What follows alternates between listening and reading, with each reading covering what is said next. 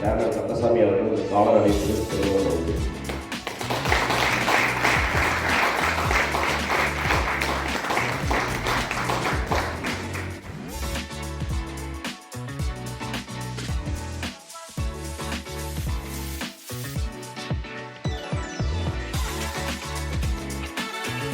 உங்களோட பார்ட்னர்ஸோட ஒவ்வொரு பிஸ்னஸ் கதவுகளும் அது திறந்துதான் இருக்குது. நாம தான் பூட்டி இருக்குதுன்னு நினச்சிருக்கிறோம்.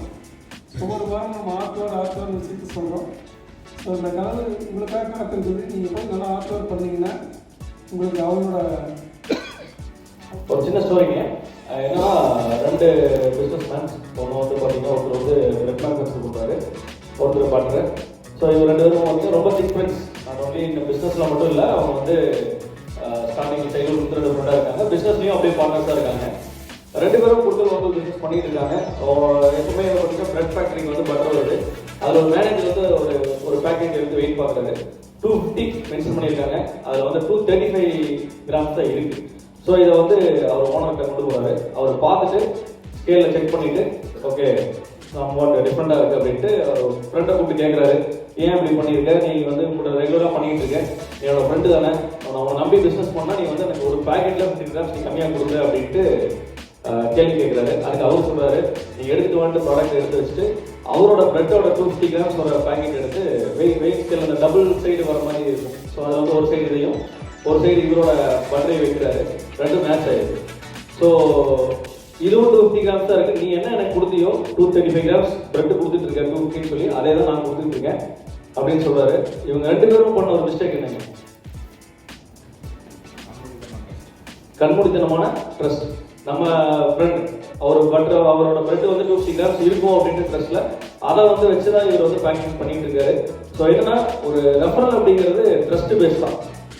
ட்ரஸ்ட்டுங்கிறது நான் எனக்கும் டைரெக்டாக இருக்கணும், உங்களுக்கும் டைரெக்டாக இருக்கணும். ஸோ இங்கே ட்ரஸ்ட் இருந்தால் மட்டும்தான் ரெஃபரல் வந்து ஸ்மூத்தாக போகும். இப்போ அந்த ட்ரஸ்ட் வந்து பார்த்தீங்கன்னா நீங்கள் ஒரு ரெஃபரல் கன்வெர்ட் பண்ணணும் அப்படின்னா அது 3 ஸ்டேஜஸாக வச்சுக்கலாம். ரெஃபரலை பொறுத்த வரைக்கும் 3 ஸ்டேஜ். நீங்கள் before referral, during referral and after referral அப்படி கூட கன்வெர்ட் பண்ணலாம். பிஃபோர் ரெஃபரல் அப்படிங்கிறது பார்த்தீங்கன்னா நான் வந்து இப்போ மீட்டிங் போகிறேன், எனக்கு பிஸ்னஸ் வரல அப்படின்னா எனக்கு ரெஃபரல் இங்கிருந்து மட்டும் வரக்கூடாது. எனக்கு இங்கிருந்து ரெஃபரல் வந்து எப்படி இருக்கும், எனக்கு நம்ம மெம்பர்ஸ் எத்தனை பேரோ அவ்வளோ ரெஃபரல் மட்டும் தான் வரும். ஸோ நான் இந்த ரெஃபரல் ஃபோக்கஸ் பண்ணிட்டு இருந்தேன்னா எனக்கு ஒரு 80-100 மெம்பர்ஸ் இருக்காங்க அப்படின்னா 100 ரெஃபரலோட என்னோட பிஸ்னஸ் முடிஞ்சுது. நான் ஒரு 5 years 10 years இருந்தாலும் தாண்டி வராது.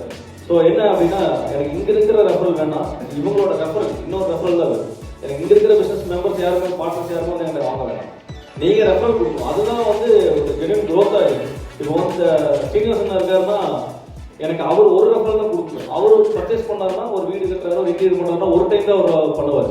ஸோ பட் அவர் ரெஃபரல் பண்ணாருன்னா அது மல்டிபிள் ரெஃபரலாக இருக்கும். ஸோ அந்த மாதிரி ஒரு ரெஃபரல் வந்து எனக்கு மல்டிபிளாக இருக்கணும் அப்படின்னா என்ன காரணமாக இருக்கும்னா பேசிக்காக அவருக்கு என் மேலே ட்ரஸ்ட் இருக்கும், என்னை பற்றி பாசிட்டிவிட்டியாக வந்து இருக்கணும். நான் உள்ள வரேன், என்ன பிஸ்னஸ் பார்க்குறாரு, என்ன பார்க்குறாருன்னா என்னை பற்றி ஃபுல் பாசிட்டிவிட்டி தான் அவர் இருக்கணும். ஸோ அந்த மாதிரி நம்ம மெம்பர்ஸ்குள்ள பாசிட்டிவிட்டி மட்டும் தான் ஸ்ப்ரெட்டாக இருக்கணுங்க. அந்த பாசிட்டிவிட்டி இருந்தால் மட்டும்தான் அது ரெஃபரலாக கன்வெர்ட் ஆகும். நம்ம சும்மா உள்ள வரோம் போகிறோம், எந்த ஆக்டிவிட்டி இல்லாமல் இருந்தோம்னா நம்ம பற்றி எந்த விதமான பாசிட்டிவிட்டி இருக்காது. நம்ம பிஸ்னஸ் என்ன பண்ணுறோம் ஏது பண்ணுறோம் யாருக்குமே தெரியாது. ஸோ ஃபர்ஸ்ட் விஷயம் பிஃபோர் ரெஃபரல் நம்மளை பற்றி பாசிட்டிவிட்டி இந்த போகிறவங்க டெவலப் ஆகிருக்கா அப்படிங்கிறத மெயின்டைன் பண்ணணும். அது இல்லாமல் பேசிக்கான விஷயம் ரெஃபரல் கண்டிப்பாக கிடைக்காதுங்க. ரெஃபரல் கிடைச்சாலும் அது சிங்கிள் ரெஃபரல் நான் வந்து வாங்குவேன், நான் ரெஃபரல் பண்ண மாட்டேன். ஸோ நான் ட்ரையல் பார்க்க ரெடியாக இருப்பேன், நான் இன்னொருத்தர் போய் ரெஃபரல் பண்ண மாட்டேன். ஒன்று. 2வது விஷயம் டியூரிங் ரெஃபரல். எனக்கு ஒரு ரெஃபரல் அண்ணன் வந்து கொடுத்துட்டாரு, நான் அதை எப்படி ஃபாலோ பண்ணுறேன், நான் ஃபாலோ பண்ணிடுவேன், நான் பிஸ்னஸ் எடுத்துருவேன், அதை பற்றி பிரச்சனை இல்லை. பட் அண்ணனை நான் என்ன அப்டேட் கொடுக்குறேன், இப்போ எனக்கு வந்து ஒரு அண்ணன் வந்து ஒரு ரெஃபரல் கொடுத்துருக்காரு அப்படின்னா நான் அவர்கிட்ட அப்டேட் கொடுத்துட்டே இருக்கணும். ஆனால் நான் போனேன் விசிட் பண்ணேன், நான் இவரை வேல்யூ பண்ணணும்.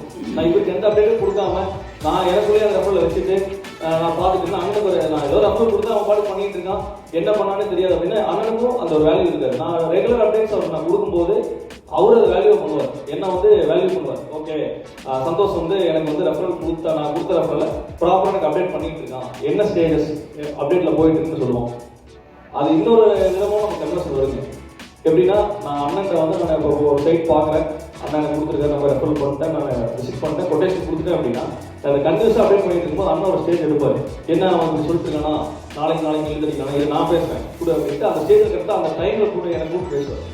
ஸோ எனக்கு அந்த கன்வர்ஷனும் ஜாஸ்தி இருக்குது. ஸோ ரெகுலர் அப்டேட்ஸ் வந்து நம்ம யார் ரெஃபரல் கொடுக்குறாங்களோ அவங்க நம்ம ரெகுலர் அப்டேட்ஸ் கொடுத்துருக்காங்க. கொடுக்கும்போதும் அந்த ரெஃபரல் கன்வர்ஷன் ரேட் பார்த்தீங்கன்னா ஜாஸ்தியாக இருக்கும். அந்த ஆஃப்டர் அந்த ரெஃபரல் கொடுத்துட்டாரு அண்ணன். ஒரு ரெஃபரல் நம்ம ஆல்ரெடி அந்த ஒரு ரெஃபரல் தான் அண்ணன் பண்ணியிருக்காரு. இப்போ எக்ஸ்ட்ரா ஒரு ரெஃபரலாக கொடுத்துருக்காரு. நம்ம அந்த அடுத்த ஸ்டேஜ் போகணும்னா 3வது ஸ்டேஜ் தான். எனக்கு second tyre third tyre business வரும். நான் அந்த பிஸ்னஸ் நல்லபடியாக முடிச்சு நான் செகண்ட் டயர் தேர்ட் டயர் அது மூலியமா எடுக்கிறேன் அப்படின்னா அண்ணனுக்கு எம்மா ஒரு ட்ரஸ்ட் வரும். ஓகே, இப்போ நம்ம கொடுக்குற ரெஃபரல் ப்ராப்பராக யூஸ் பண்ணுறோம், அது மூலியமா ரெஃபரல் வருது அப்படிங்கிறது. So second tyre third tyre எடுக்கும்போது அண்ணனுக்கு எம்மா ஒரு கான்ஃபிடன்ட் வரும், ட்ரஸ்ட் வரும். அது மூலியமா மல்டிபிள் ரெஃபரல்ஸ் எனக்கு கொடுக்க ஆரம்பிப்பார். ஸோ ஒரு ரெஃபரல்ங்கிறது நம்ம இங்கே இருக்கிற மெம்பர்ஸ் நமக்குள்ளே கொடுக்குறத தாண்டி மல்டிபிள் ரெஃபரலாக வெளியிருந்து ரெஃபரல் நம்ம என்ன கொடுக்குறோம் அப்படிங்கிறத நம்ம ஃபோக்கஸ் பண்ணுவோம். ஸோ அதுக்கு மெயின் ரீசன் ட்ரஸ்ட் வரணும் நமக்கு. அந்த ட்ரஸ்ட்டை பில்ட் பண்ணுறதுக்கு நம்ம என்ன ஸ்டெப் எடுக்கணும், என்ன ஆக்டிவிட்டிஸ் பண்ணிட்டு இருக்கோம் அப்படிங்கிறது எல்லாமே ஃபோக்கஸ் பண்ணி ரெஃபரன்ஸ் இன்க்ரீஸ் பண்ணுறதுக்கு நம்ம எல்லாமே ட்ரஸ்ட் இன்க்ரீஸ் பண்ணுவோம், ரெஃபரல் இன்க்ரீஸ் பண்ணுவோம். நம்ம பிஸ்னஸ் அது மூலிமா கன்வர்ஷன் நல்லா பண்ணலாங்க. RMF 2020 நம்ம மல்டிபிள் ரெஃபரன்ஸில் எல்லா பார்ட்னர்ஸும் நல்ல பிஸ்னஸ் பண்ணி நல்லா க்ரோத் ஆகாங்க. தேங்க்யூ.